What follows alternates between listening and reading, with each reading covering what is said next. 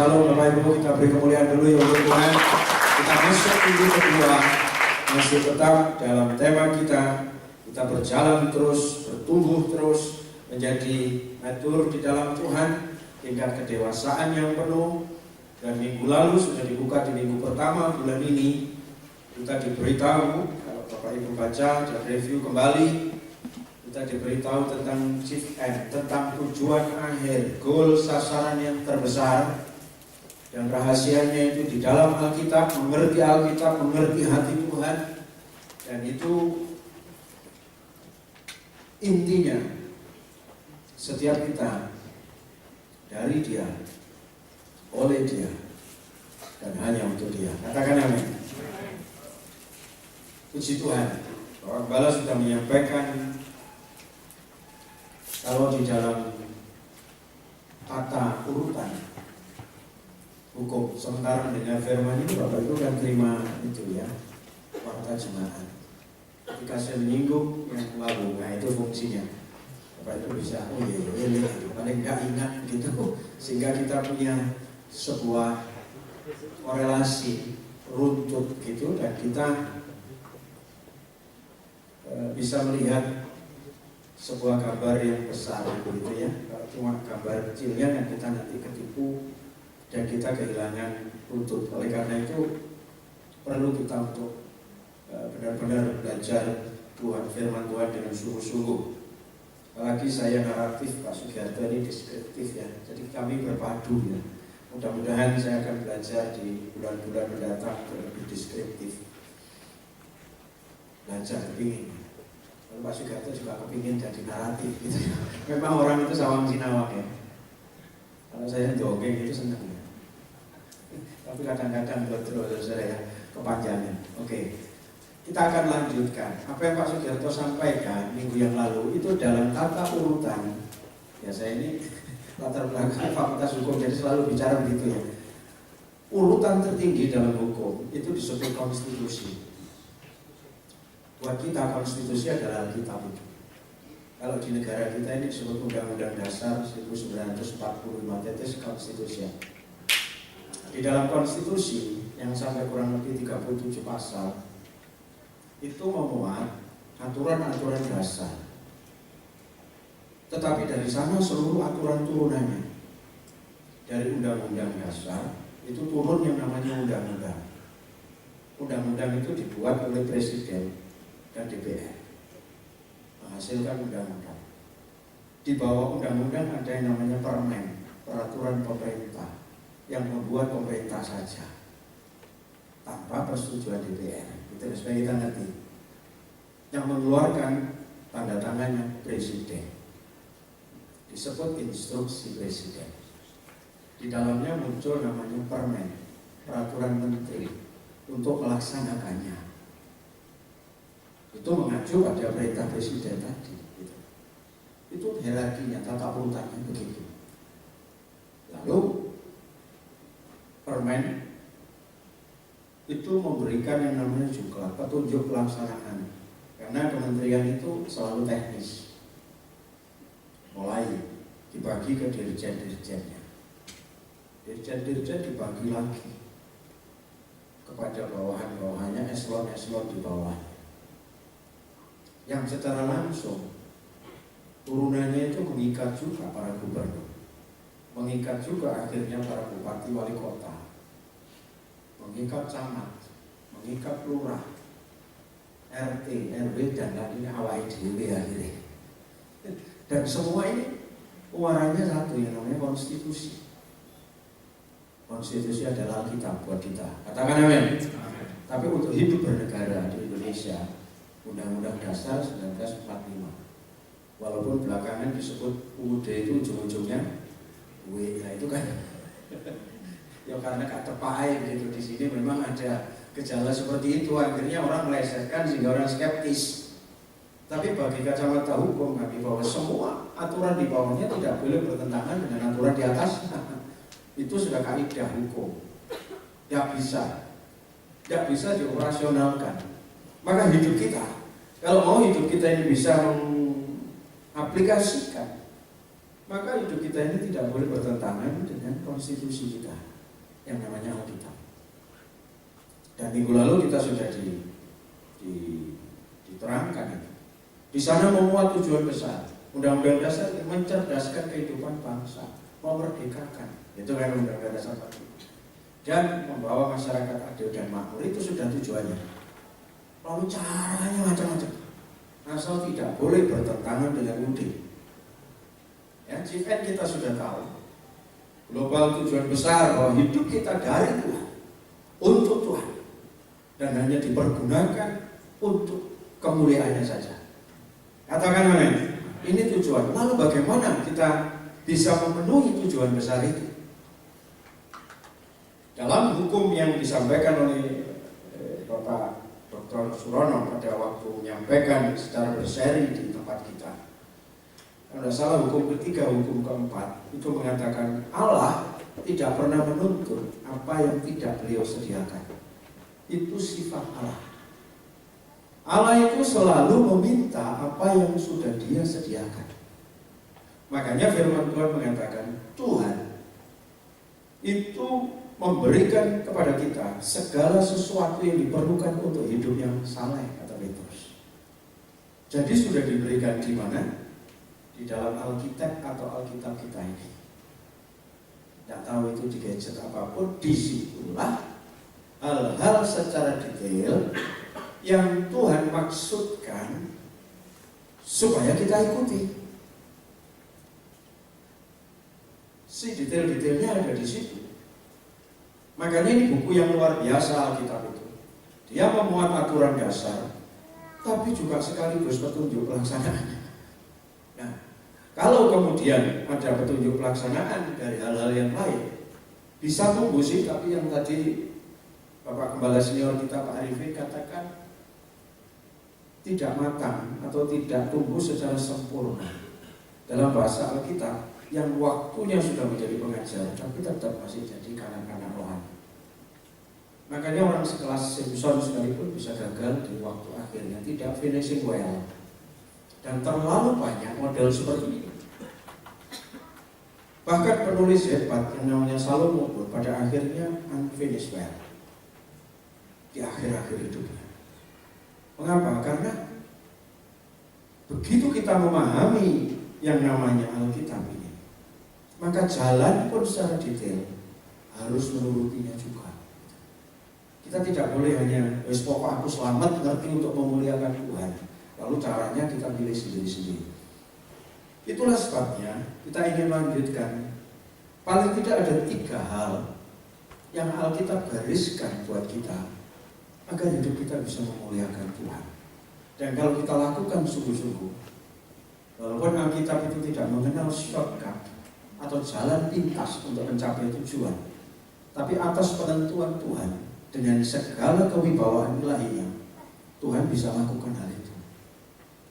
Suddenly, tiba-tiba terjadi sebuah perubahan.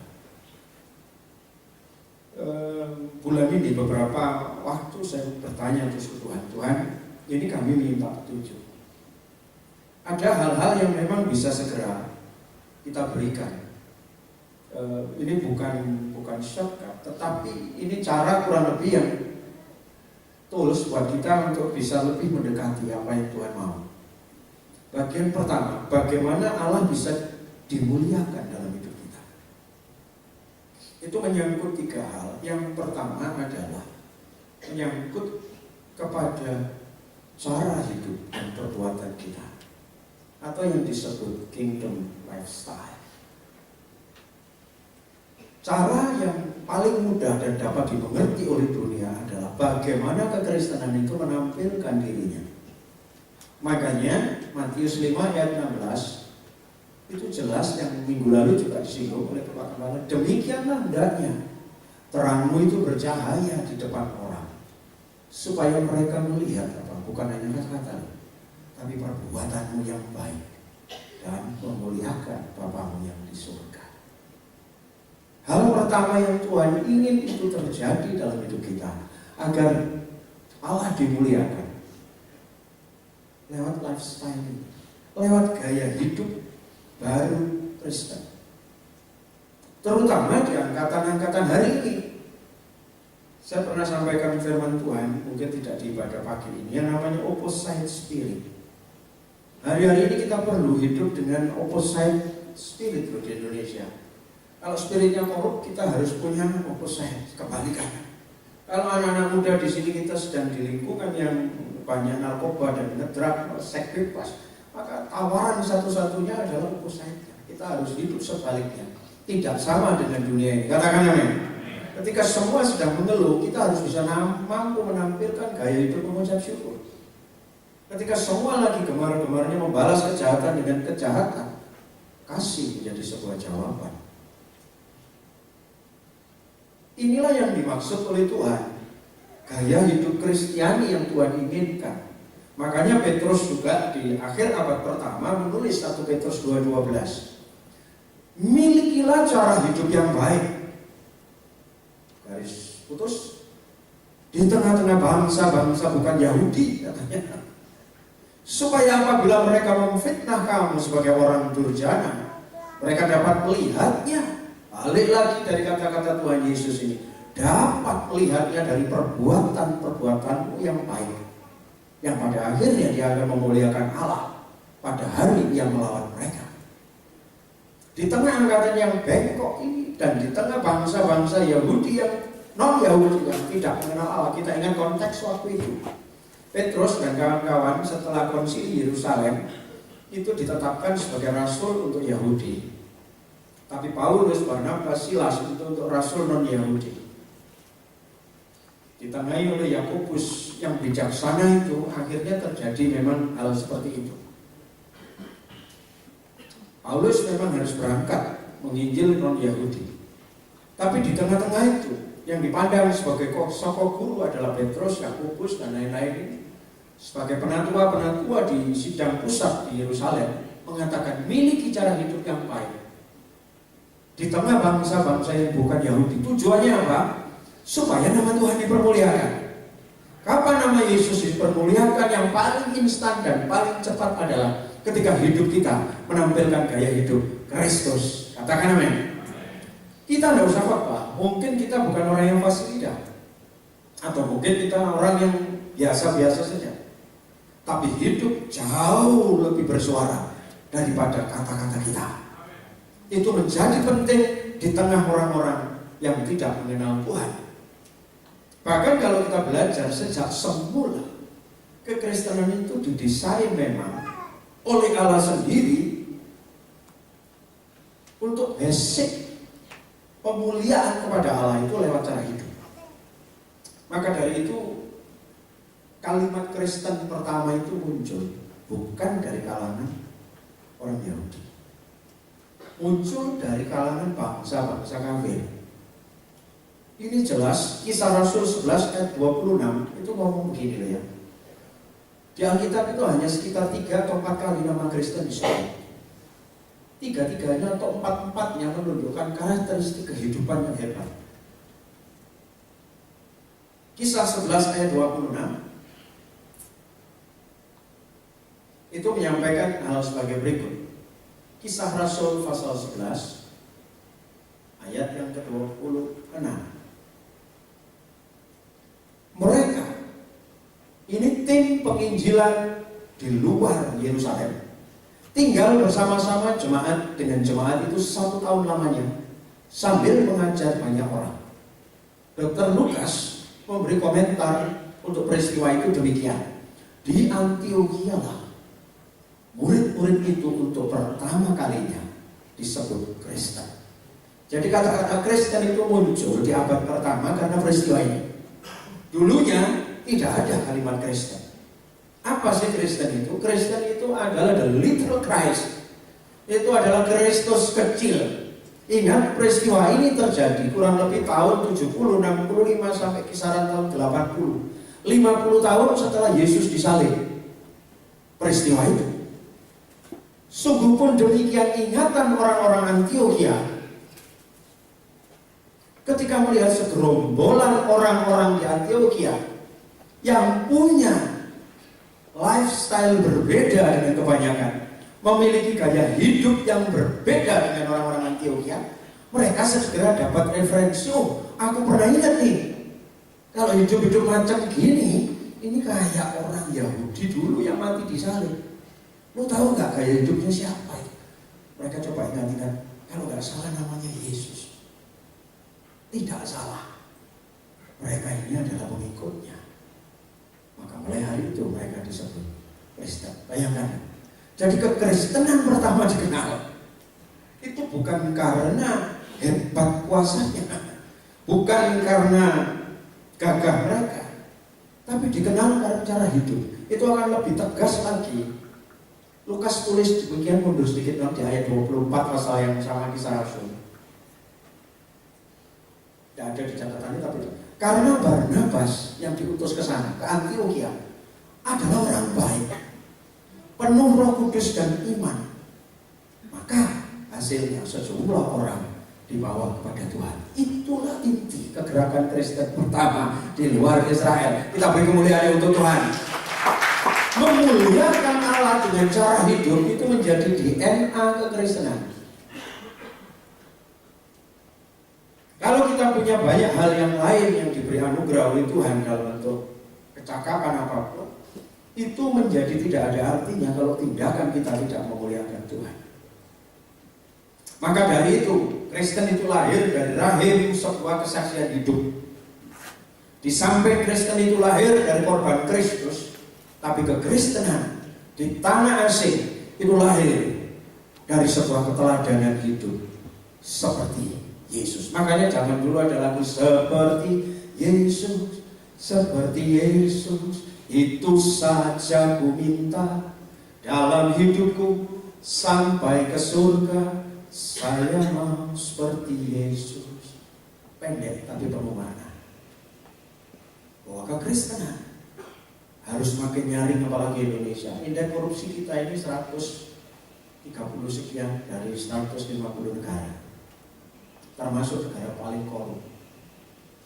Maka jangan bangga ketika kekristenan di Indonesia begitu semarak kalau tidak bisa memberi tawaran baru berupa hidup jujur, penuh integritas. Nama Tuhan tidak akan dipermuliakan. Di tengah perbedaan yang seperti ini, gereja-gereja harus memberi contoh. Tapi acap kali seperti 2 minggu, 3 minggu yang lalu, Bapak Gembala Senior katakan, kadang-kadang gereja gagal menjadi terang Kristus. Kadang-kadang suara gereja kenabiannya berhenti, tidak bisa memberi solusi apapun, karena tidak punya opposite spirit, cenderung sama. Inilah beban mental, beban kudus yang harus kita pikul sama-sama. Bulan ini kita diminta untuk kembali melihat chief end dari seluruh firman Tuhan. Dan itu hanya bisa kita lakukan kalau kita belajar pribadi lepas pribadi, miliki gaya hidup seperti Kristus. Barnabas dan teman-teman dikenal sebagai orang baik. Itulah sebabnya dengan mudah Antiokhia dimenangkan. Dan kata-kata Kristen pertama kali lahir di sana. Untuk pertama kalinya pengikut Yesus disebut orang Kristen. Dan ini sejarah yang tak boleh kita lupakan. Rasul Paulus bicara dengan lebih tegas lagi sebagai rasul untuk di luar Israel. Filipi 2:15 beliau ngomong begini, supaya kamu tiada beraib dan tiada bernoda sebagai anak-anak Allah yang tidak bercela. Di mana? Di kota mana? Di tengah-tengah angkatan yang bengkok hatinya dan yang sesat ini, sehingga kamu bercahaya di antara mereka seperti bintang-bintang di dunia. Katakan amin. Ketika kota ini makin gelap, justru kita harus makin terang. Ketika lingkungan kantor kita mungkin hari ini kalau ada orang baik di kantor itu menjadi barang langka. Sudah banyak cerita bahwa kalau orang mau jadi baik di kantor sulit setengah mati. Orang yang berintegritas jadi sulit. Kenapa? Karena saya ngomong, karena orang jahat mengepung orang baik. Sehingga hukum itu keadilan berkata terbalik. Bahkan di tempat-tempat pengadilan tidak ada keadilan. Hukum bisa dibengkokkan. Mengapa? Karena angkatan bengkok. Dan suara ini harus tetap nyari, entah kita di kantor, entah di kampung, entah di rumah tangga. Biarlah setiap kita memikul beban yang sama. Yes, mulai hari ini aku tidak mau nama Kristus dipermuliakan. Apalagi di angkatan yang bengkok ini. Sehingga kita harus, kalau dikenal, sopo itu. Itu adalah hamba Tuhan. Saya senang lihat diceluk pendeta daripada diceluk preman di kalangan orang. Dulu saya malu. Kantor Pak Pendeta, biar saya tutup-tutupi. Saya bersyukur Pak Pekan ini juga di kampung dikenal sebagai pendeta walaupun bukan pendeta secara jabatan. Setiap kita harus diakui sebagai anak-anak Tuhan. Biarlah itu memberi pengaruh. Bahkan ketika ada bicara gosip, begitu kita datang langsung berhenti. Itu artinya kita itu antitesa dari mereka. Katakan amin. Jangan begitu ada ramai bukan Tuhan dan gosip kita datang tambah ramai. Wah, kita itu sudah susah ya. Jadi begitu ada angkatan bengkok kita masuk langsung terasa kekudusannya. Wes, itu loh orang tak ngomong doain deh, holok dewe ya sudah, susah yes. Tapi biar memang hidup hari ini kita harus siap jadi orang aneh di angkatan yang bengkok. Harus siap dengan konsekuensi itu. Yesus saja nyaris tidak ada tempat untuk meletakkan kepalanya buat anak manusia. Artinya cari tempat itu tidak ada buat Yesus. Selalu saja. Saya sedang tidak berpolitik. Ada pemimpin di negeri ini yang selalu disalahkan saja. Mulai banjir tidak salah. Gara-gara laut banjir tidak salah. Gara-gara kali ini tambah bersih dia juga salah. Saya tidak mau sebut nama lah. Tapi saudara tahu gitu. Memang kekristenan itu harus aneh begitu. Walaupun di banyak hal, beberapa hal saya mungkin tidak sepakat dengan cara-caranya, tetapi jelas di situ ada value yang berbeda dari dunia ini. Ayo mulai hari ini saudara, kita bangun semua. Ini yang disebut membangun manusia ini begitu. Gedung sedang kita siapkan, saya percaya jalan terus. Besok deadline terakhir, tapi saya percaya Tuhan mencukupkan. Dari yang tidak ada menjadi ada. Tapi pada saat yang bersamaan kita membangun diri kita sendiri di atas dasar iman yang paling suci untuk memuliakan Tuhan. Amin. Ayo kita belajar. Ini memang tidak mudah. Yang khotbah pun bisa seperti gajah di belangkon gitu. Iso ngomong gak iso ngelakoni, dan itu memang berat. Berat itu. Tapi sebenarnya nggak boleh lihat begitu.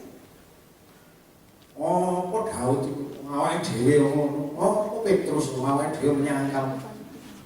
Dia menyangkal urusannya dia dengan Tuhan. Kita tidak bisa pakai tolak ukur dia.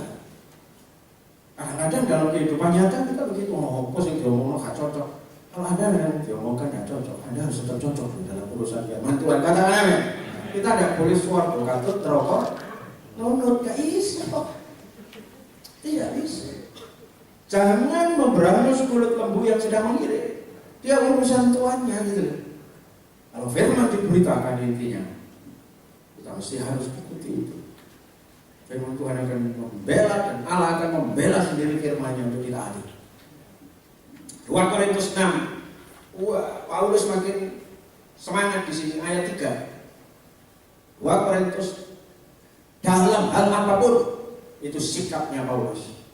Kami tidak memberi sebab orang tersandung, supaya pelayanan kami jangan dicela. Sebaliknya dalam segala hal kami menunjukkan bahwa kami adalah pelayan Allah, yaitu dalam menahan dengan penuh kesabaran. Sabar terus, ngempet memang saudara. Melihat kebengkokan, melihat apapun, menahan dalam penderitaan, dalam kesesakan, dalam kesukaran. Ayat 4. Itu sudah ya, ayat 4. Baik. Kami tidak mau memberi sebab orang lain tersandung. Ayo. Bagian pertama pagi ini, selamat ngempet saudara. Saudara mesti ngempet setiap hari. Sampai kapan? Tidak tahu saya. Saya sendiri tidak tahu ngempet sampai kapan. Tapi kekuatan di hidupku Harus mereka kuat nyanyi. Ku dapat dalam Yesus, Dia tak pernah tinggalkanku. Tapi kayak kok seliweran dong, tempat paling setia menopangku. Nyanyi doa enak lagu ini. Percaya berserah dalam Yesus aja nih nyanyi yuk gampang ya. Coba aku oleh ngalami diselip uang makin ketika meskom buka kocok kecok metang. Saudara, hidup itu sekarang ngempet. Ngempet. Saudara karena apa? Kalau saudara nggak depresi di tengah dunia seperti ini, Anda salah justru. Saya makin suka kalau ada orang Kristen yang tertekan hidup di dunia ini.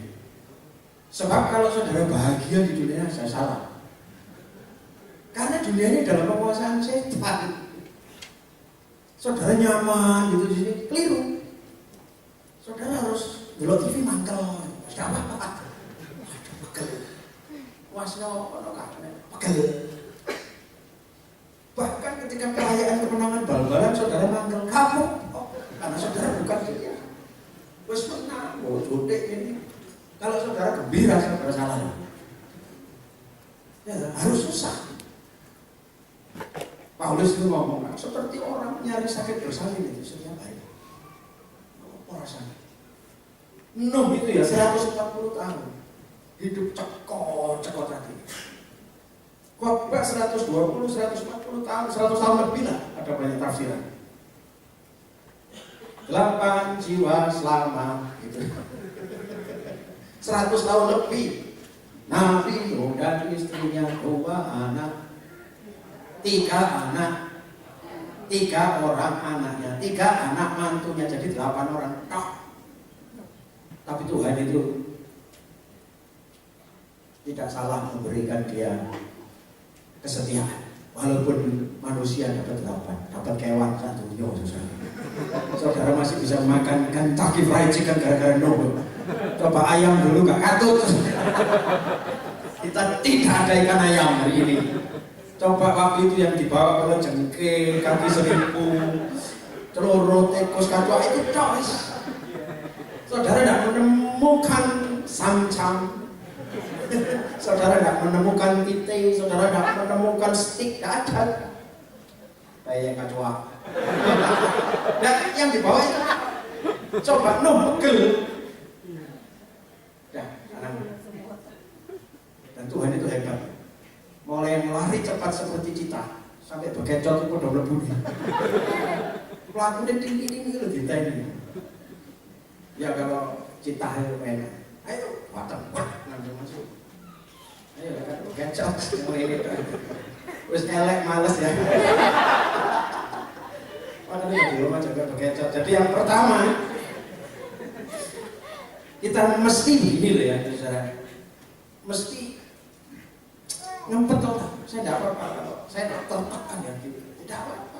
Itu sparing hatimu untuk terus mengeluh ke Tuhan dan mohon kekuatan ke Tuhan senantiasa. Dalam kelemahanlah kuasa Tuhan menjadi sempurna, kata Rasul Paulus. Jangan diberi santai sudah waktunya pendek kok mau apa ya. Saya sudah ngomong ke anak saya ini minta umur 85 tahun saudara. Jaluk itu kan boleh dong. Tuhan panggilan saya 85 tahun. Nah sekarang saya 53, 54. Saya ngomong ke anak saya, papa udah karek 31 tahun ya. Tadi manfaatnya baik-baik. Itu yang umur ini, nasi umur ketumpul ya. Umur sudah ya sudah. Rasa dewi sudah. Ya, mau apa terus? Mesti gaya hidup ini mulai hari ini kita lupa. Kita ada di rock baca moto-motonya. Ini gaya hidup yang memuliakan Tuhan bagaimana sih? Ya semua yang tertulis dalam kitab saya tidak cukup waktu untuk menerangkan satu-satu. Saya harap saudara mengerti ini bahwa yang dapat memuliakan Allah dan diletakkan oleh Allah di urutan pertama itu adalah memang gaya hidup. Makanya kekristenan itu berasal dari sebuah pola hidup. Saya bahagia ketika di rock ini ada value namanya kingdom lifestyle. Ini hidup gaya hidup kerajaan. Itu tidak instan. Terus belajar ngempet setiap hari. Kayak usul jebol gitu ya. Minta ampun loh. Terus kompetomannya. Itu aja satu-satunya. Jadi kalau ada yang mengeluh ke saya, lagi pokoknya untuk asing di keluar. Aku ya bodoh, kok ayo ngumpet barang bis. Sambil kita pelan-pelan menyelesaikan persoalan-persoalan yang ada gitu. Hidup itu terdiri dari rangkaian-rangkaian begini. Makanya ada firman mengatakan, orang yang menanti-nantikan Tuhan itu akan mendapat kekuatan baru. Dia seperti raja wali yang terbang tinggi, tidak menjadi lelah dan berjalan. Kok ayat itu ada yang apa? Kurang lebih kan begitu ya. Dia tidak menjadi lelah. Pertama memang terbang, tapi akhirnya berjalan. Kekristenan itu ya, kalau sudah jalan di atas 20 tahun, 30 tahun, itu semuanya berjalan berinsip. Situ.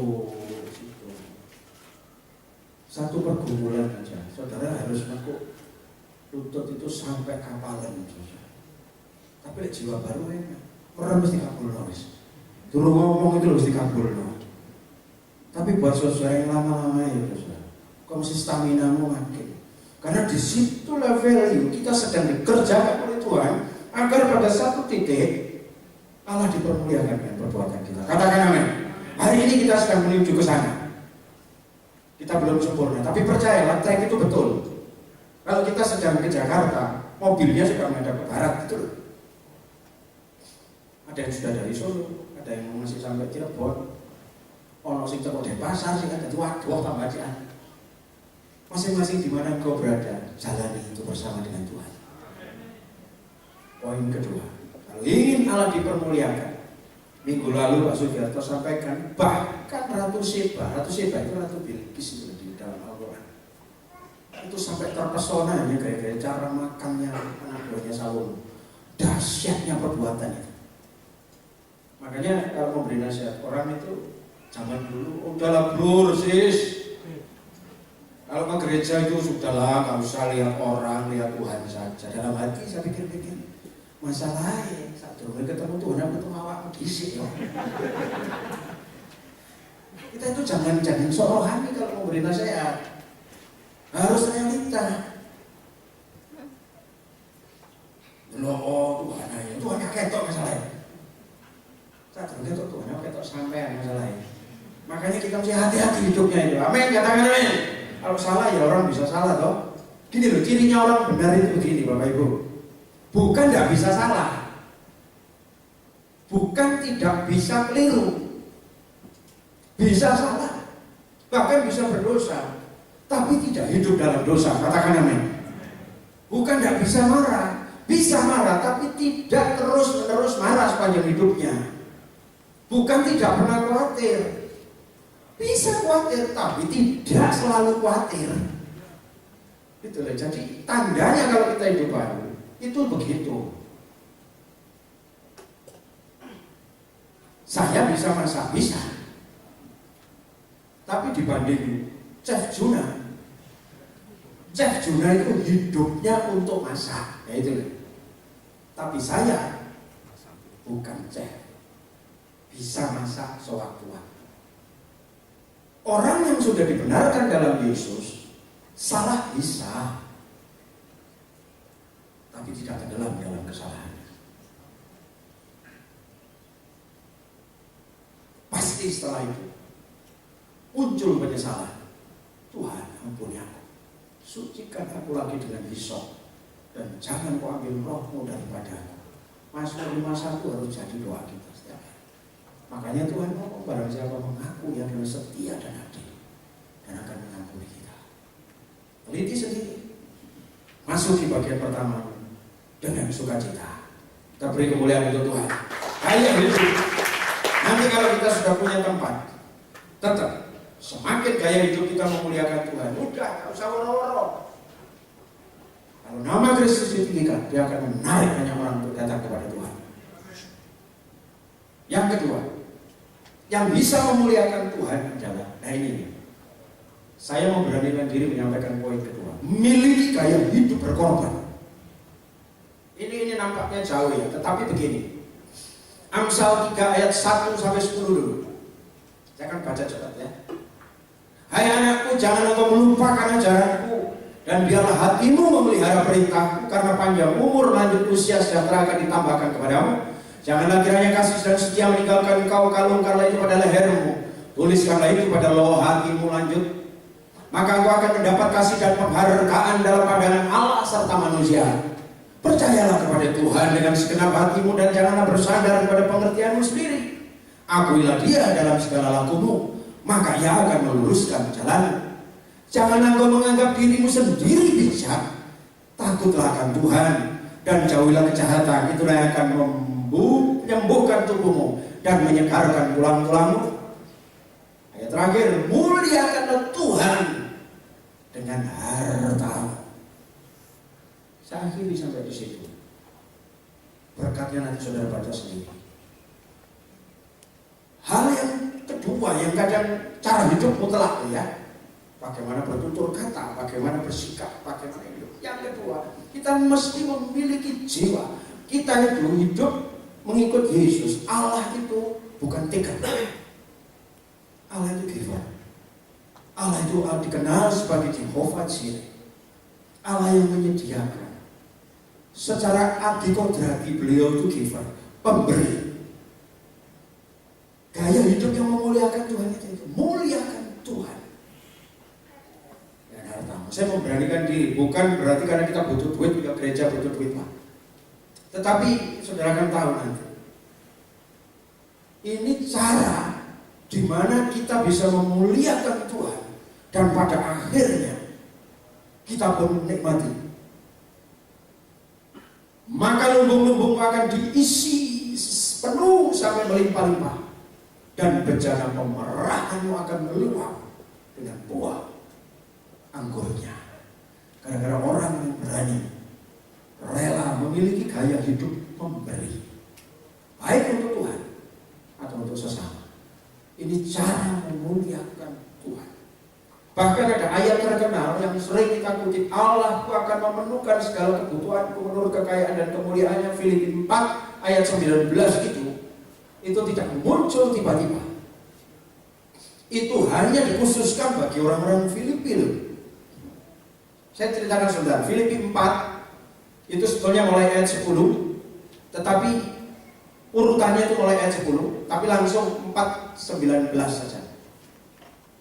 Atau naik dulu dah ayat 10 saya bacakan ya. Aku sangat bersuka cita dalam Tuhan. Akhirnya pikiranmu dan perasaanmu bertumbuh kembali untuk aku. Memang selalu ada perhatianmu, tetapi tidak ada kesempatan bagimu. Rasul Paulus ngomong, oke, orang Filipi, kamu memang punya hati, tapi kamu tidak punya kesempatan. Kukatakan ini bukanlah karena Rasul Paulus itu kekurangan, sebab aku ini apapun telah belajar menentukan diri dalam segala keadaan. Aku tahu apa itu kekurangan, pernah dia melarat.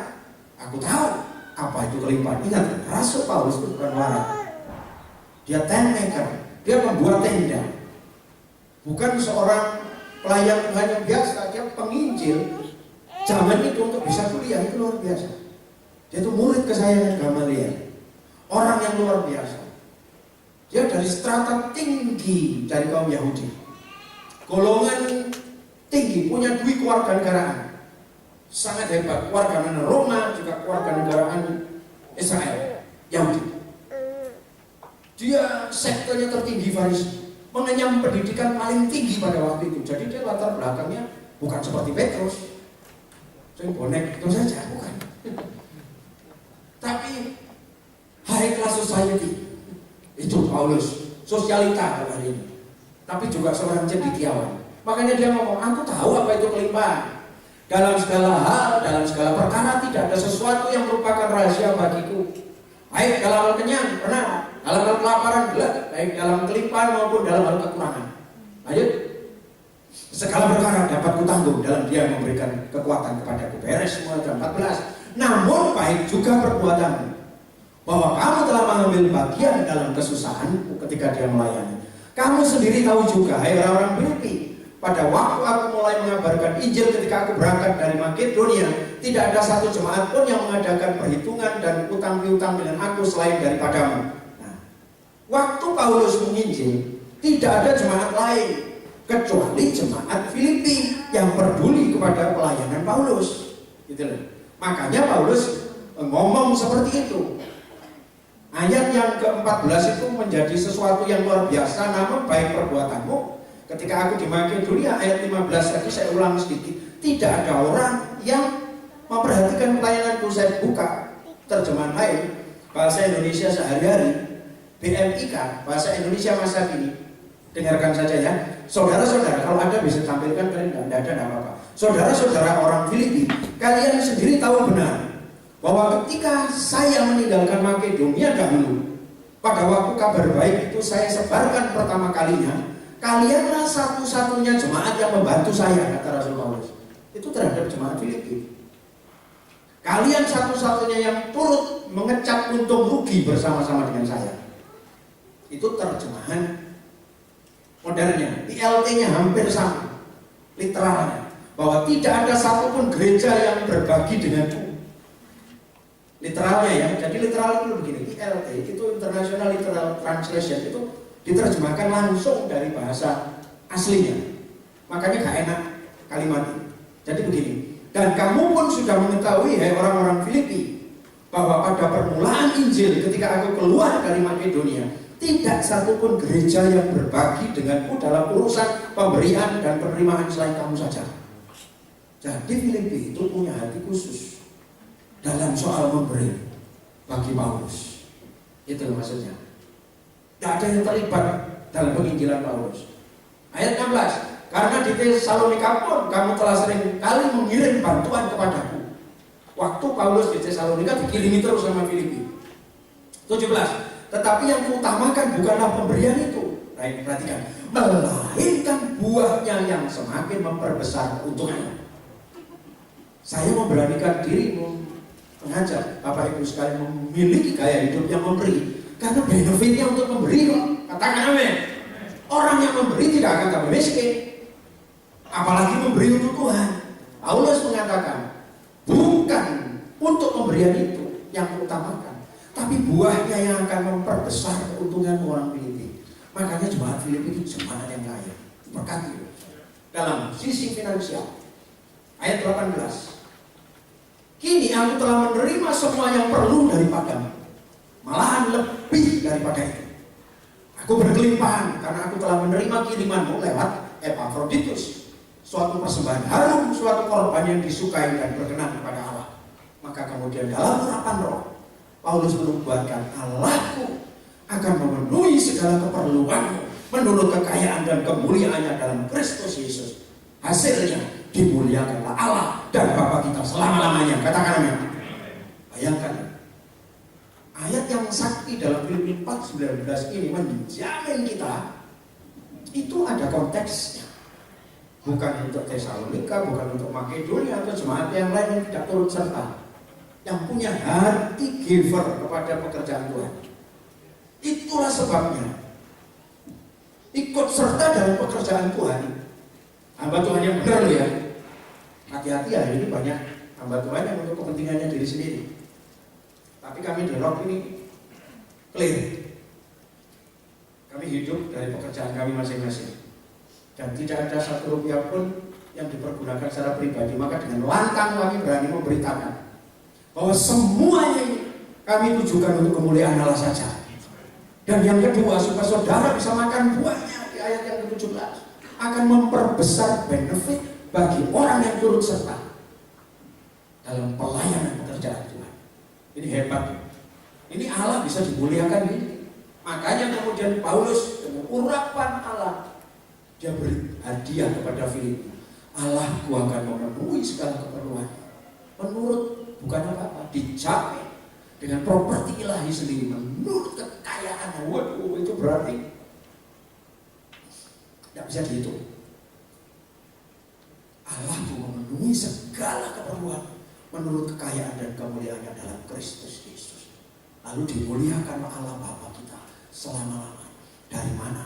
Ini ibaratnya Yakub yang diberi masakan yang enak. Maaf, Ishak, bapaknya Ishak, ibarat Ishak yang mencium masakan harum. Tiba-tiba langsung dia keluar nubuatnya. Diberkati kau Yakub. Engkau dekat di tanah-tanah yang melimpah. Negerimu adalah negeri yang melimpah.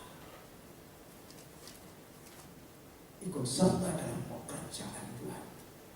Itu adalah persembahan yang harum dan membuat Allah disenangkan.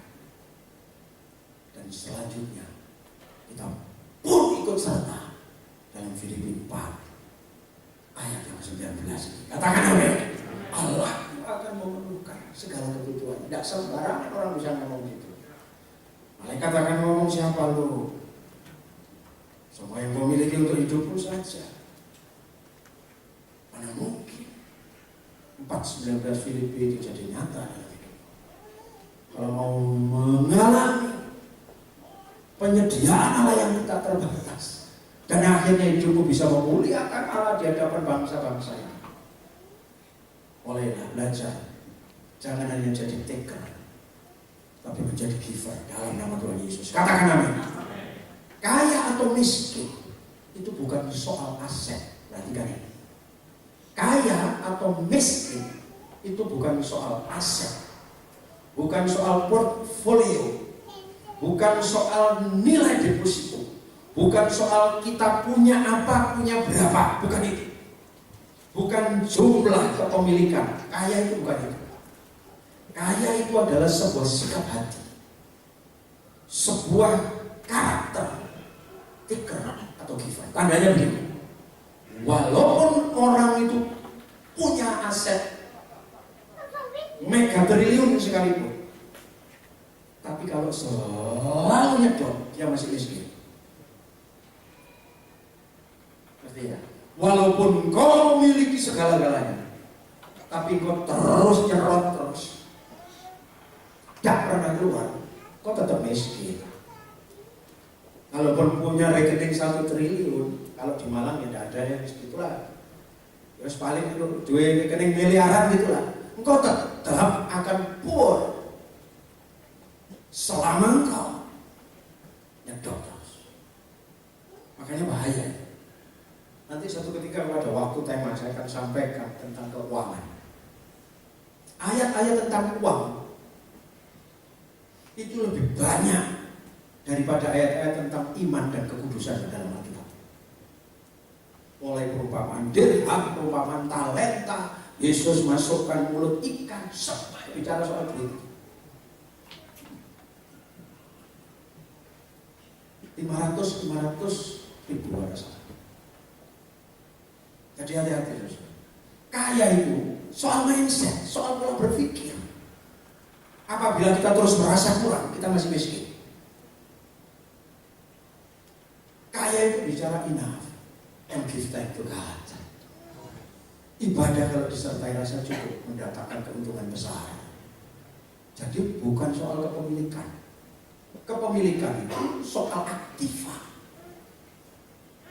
Dalam ilmu akuntansi itu aktiva, sisi aktiva. Kekayaan itu yang berupa rumah, mobil, deposito semua. Bahkan punya pabrik sekalipun. Tapi kalau mentalnya terus nyedot, terus tidak pernah dilakukan keluar, itu masih miskin. Tapi sebaliknya, mungkin kita sederhana hidup kita, tetapi kita mampu melepaskan. Kita punya mental bagi orang kaya. Katakan amin. Jadi itu soal itu sebetulnya. Ini bukan soal jumlah. Ada banyak orang punya kepemilikan lebih dari janda itu. Tapi Tuhan Yesus tidak tertarik dengan orang-orang yang bawa luar biasa banyaknya sampai bunyi di bait Allah. Tapi sebaliknya janda miskin dengan tertatih-tatih dia berikan itu. Dan Tuhan menilai dia lebih kaya dari yang lain. Ini soal sikap hati. Dia memberi dari ketiagaannya. Walaupun tidak punya aset, tapi hatinya giver. Dan itu klop dengan sifat Tuhan. Oleh sebab itu Allah akan memenuhi segala keperluan menurut kekayaan kemuliaannya dalam Dia. Begitu. 2 Korintus 8 ayat 1. Saudara-saudara kami tidak memberitahukan kepada kamu tentang kasih karunia yang dianugerahkan kepada jemaat di Makedonia. Ayat ini menginspirasi. Selagi dicobai dengan berat dalam berbagai penderitaan, sukacita mereka meluap. Amin. Dan meskipun mereka sangat miskin, perhatikan, namun mereka kaya dalam kemurahan. Ternyata yang dimaksud kaya tidak ada urusan dengan kaya miskin. Makedonia membuktikan mereka sangat miskin. Namun dengan tegas Rasul Paulus menulis mereka kaya dalam kemurahan. Beri kemuliaan untuk Tuhan. Miliki hati yang begini, giver, saudaraku. Dan Anda akan menuai yang hebat. Terus sampai ayat 5a. Aku bersaksi. Perhatikan Makedonia yang miskin ini. Mereka telah memberikan menurut kemampuan mereka. Bahkan melampaui kemampuan mereka. Jadi jelas soal memberi itu soal sikap. Orang bisa over dari yang seharusnya karena hatinya meluap dengan syukur. Nanti saya beritahu kenapa bisa demikian. Karena ekspresi dari ketidakkhawatiran, ekspresi pengakuan bahwa semua yang ada bukan miliknya, ekspresi sebuah pengakuan bahwa yang ada padanya itu hanya sekedar kita ini sebagai manajer yang harus memanagenya. Dia adalah Tuhan dan kita hambanya. Kalau Tuhan ngomong go, go, tapi kadang kita melebihi Tuhan. Tuhan yang sudah ngomong lepaskan, kita centengnya unggah Tuhan. Siapa yang punya? Giver itu mengakui bahwa Tuhan itu pemilik. Ayat 4. Dengan kerelaan sendiri, bahkan Makedonia mereka itu meminta dan mendesak kami supaya beroleh juga kasih karunia untuk mengambil dalam bagian dalam pelayanan orang kudus. Bahaya apa ya? Saya tidak bisa habis pikir.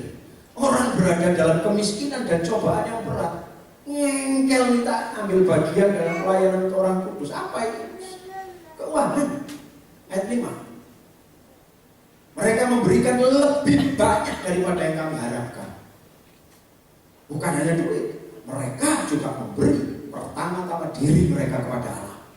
Kemudian oleh kehendak Allah juga kepada kami. Saya sering guyon sama teman-teman. Kalau mau bikin proyek, ayo wis, patungan ya. Ya wis, aku ada di patung, aku sih patungnya. Itu paling enak saudara. Kamu tuh apa gitu? Kita jadi patungnya, enak kan patungan kita. Wah patungnya, lu bosnya. Lama-lama saudara, mental ini harus dikikis. Bermentalah, mental giver. Karena begitu kita tahu bahwa mental kita sudah berubah jadi giver, tujuan Allah tercapai dalam hidupmu. Karena untuk itulah engkau diberkati, supaya pekerjaan Allah bisa dimuliakan di tengah dunia ini. Katakan amin. Allah sedang mencari itu. Allah sebenarnya tidak butuh apapun. Tapi kalau kau meminta itu semata-mata untuk kepentingan si pemberi, agar dia mengalami kebaikan Tuhan dan memuliakan Tuhan dalam hidupnya. Kita tepuk tangan untuk poin kedua ini. Kiranya memberkati kita. Apapun minta ke Tuhan. Sama sekali ini bukan soal jumlah, tapi soal kejujuran dengan Tuhan. Pantas tidak pantas itu ada di mata Tuhan. Dan dia yang paling mengerti apakah kita giver atau taker. Kuadran ini harus pindah. Kalau Robert Kiyosaki ngajar kuadran 1, 2, 3, 4. Rohani punya kuadran ini. Kuadran 1 itu kuadran hidup ulang-ulang baru bertobat. Kalau hidup lama, hidup ulang-ulang baru bertobat. Hidup mulai beranjak dewasa dan hidup mature dewasa kepada kuadran keempat. Itu ditandai dengan sifat giver seperti Tuhan. Roma katakan kalau Yesus saja diberi, masakan yang lain tidak diberikan kepada kamu, hai orang-orang percaya. Allah itu senantiasa memberi untuk memuliakan Allah. Makanya Amsal tadi katakan muliakan dia dengan harta. Jangan menganggap engkau sendiri bijak. Amsal 3 itu wah powerful itu. Akui dia dalam segala langkahmu. Kita ngakui bahwa semua itu by God, from God, for God. Yang terakhir, dan kita akan berdoa, mohon anugerah Tuhan supaya kita mampu masuk ke sana. Berdoalah, minta itu, Tuhan aku mau memuliakan Engkau, beri kesempatan memuliakan Engkau dengan harta yang Engkau berikan kepada saya. Ngomong terus terang ke Tuhan, dan Engkau akan diberikan itu. Karena ini nabur itu pasti nuai. Kalau mau nuai kesehatan, nabur apa? Nabur cara hidup yang benar, nggak sembarang dimakan, kan gitu. Kalau mau nabur persahabatan, mau nuai persahabatan yang banyak, tabur cara hidup yang enak supaya orang senang bersahabat dengan kita. Kalau mau menuai apel, ya nabur apel. Kalau mau menuai uang, ya nabur uang. It's so simple.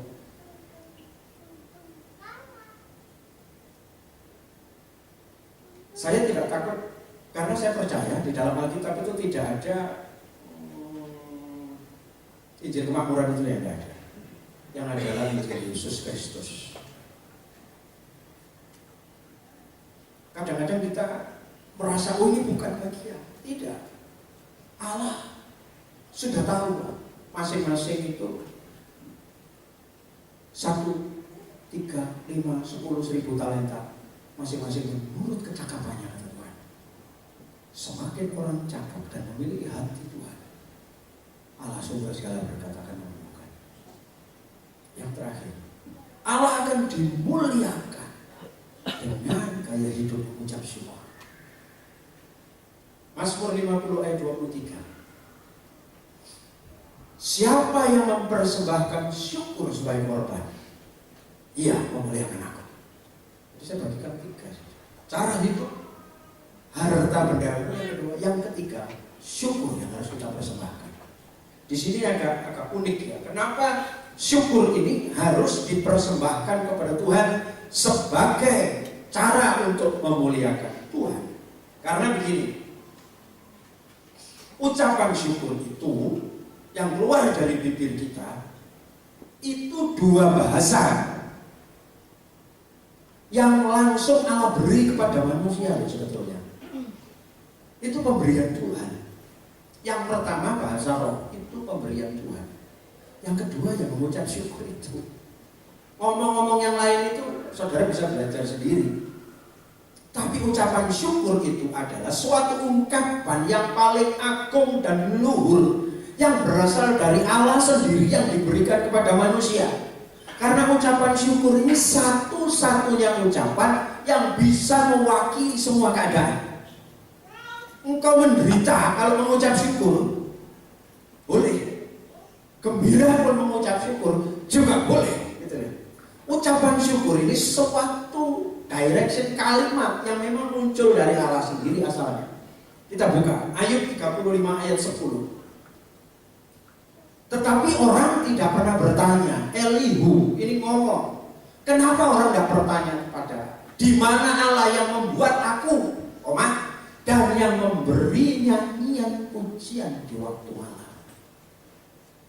Nyanyian pujian di waktu malam, kalau saudara lihat ini ya, itu sing biasa pujian, nyanyian pujian di waktu malam. Cuma malamnya ini dalam bahasanya disebut lahil. Lahil itu kesuraman, walam kesuraman, gelum, jadi keadaan suram, buruk. Elihu ngomong, siapa yang memberi? Untuk apa pujian di waktu malam itu? Ucapan syukur di saat susah. Jadi ucapan syukur itu produk surga yang memang harus kita miliki. Dan memang sama Allah ini diberikan khusus kepada manusia supaya kita bisa memuliakan Dia dengan ucapan syukur itu. Gitu. Jadi ini bukan produk manusia ucapan syukur itu. Itu muncul dari Allah sendiri. Yang oleh Elihu dibuka kepada Ayub. Di mana Allah yang membuat aku dan memberi nyanyian di waktu malam. Dan terus Paulus dan Silas lakukan itu. Dan rantai-rantai juga putus. Penjara di Filipi terbuka. Saudara, miliki gaya hidup mengucap syukur. Orang biasanya sedih dengan kegagalan dan gembira dengan keberhasilan. Tetapi ucapan syukur bisa dua-duanya. Itu sebagai tanda dan kelengkapan. Bahkan alam lain pun akan mengakui ketika seseorang mengucap syukur. Makanya Rasul Paulus, Rasul Petrus juga mengatakan mengucap syukurlah dalam segala hal. Karena itu yang baik. Karena mengucap syukur itu memiliki pengakuan bahwa Allah take control all your life. Kita sedang mengakui ke Tuhan dan di hadapan alam lain, wah Tuhan memegang kendali hidupku, itu ucapan syukur. Makanya ini hebat. Oleh hari ini miliki gaya hidup mengucap syukur, kau akan memuliakan Allah. Sakit seperti saya katakan tadi, tetap memuliakan Allah. Tak apa-apa. Saudara punya masalah, harusnya dunia bersungguh-sungguh. Saudara gini, Alkitab Tuhan itu yang pernah marah hanya gara-gara orang Israel tidak mau mengucap syukur. Ada saya catat ini di catatan saya ini, gini loh, itu pernah sampai dibuang gitu ya. Orang Israel itu dibuang jauh, itu bukan lakukan kesalahan yang besar. Ulangan 28 ayat 47 dia ngomong gini. Ulangan 28. Karena engkau ngomong pada Israel, setelah Tuhan ngomong berkat dan kutuk berapa panjang, karena engkau tidak mau menjadi hamba kepada Tuhan Allahmu, kepada Yahweh dengan sukacita dan gembira hati, walaupun kelimpahan akan segala-galanya. 48. Maka dengan menanggung lapar, haus, telanjang dan sebagainya dibuang. Miliki gaya hidup mengucap syukur. Mengikut Tuhan itu, kamu ikut aku tidak pernah mengucap syukur, Israel dibuang. Maka kau akan menanggung lapar dan haus, telanjang, kekurangan akan segala-galanya. Kau akan menjadi hamba kepada musuh yang akan disuruh Tuhan melawan engkau. Ia akan membebankan besi ke atas tengkukmu sampai kau dipunahkannya. Bayangkan itu. Hanya gara-gara tidak mau gembira dan sukacita dalam ikut Tuhan, alias grooming terus. Ngomel, sungut-sungut, ngeruntut, sambat tiap hari. Saudara, Timotius katakan, hari akhir akan datang masa yang sukar. Masa yang sukar itu bukan karena zamannya, tapi karena manusianya. Kalau saudara teliti baca itu tentang akhir zaman, pada akhir zaman akan datang masa yang sukar. Tapi karena manusia yang mencintai diri sendiri, egois, tidak menganggap Tuhan, tidak memuliakan Tuhan, itu awal kesukaran. Maka untuk memuliakan Tuhan bagian ketiga, kita harus belajar mulai hari ini dengan belajar mengucap syukur senantiasa. Ucapan syukur itu adalah pengakuan bahwa Allah tetap pegang kendali hidup kita apapun keadaannya. Katakan amin. Ucapan syukur itu adalah pengakuan bahwa Allah tidak akan pernah lupa akan janjinya. Ucapan syukur itu adalah tanda kepercayaan bahwa Allah tak pernah salah dalam segala keputusannya. Ucapan syukur itu tanda bahwa Allah pegang kendali atas seluruh hidup kita. Miliki 3 hal ini. Mulai hari ini, jangan dikendalikan keadaan. Teman-teman yang mainkan musik silakan mengambil bagian. Jangan dikendalikan keadaan. Gaya mengucap syukur, give thanks to God, itu menjadi gaya hidup raja. Ini sekaligus sebuah antitesa terhadap setan, dan setan akan langsung kecewa begitu Anda mengucap syukur. Kita percaya pada dia. 3 hal ini. Miliki gaya hidup sebagai surat yang terbuka oleh hari ini. Di rumah, di kampung, di kampus, dimanapun. Jangan beri kesempatan orang bersama. Muliakan Tuhan dengan harta dan terus mengucap syukur. Tuhan yang punya segala langit dan bumi,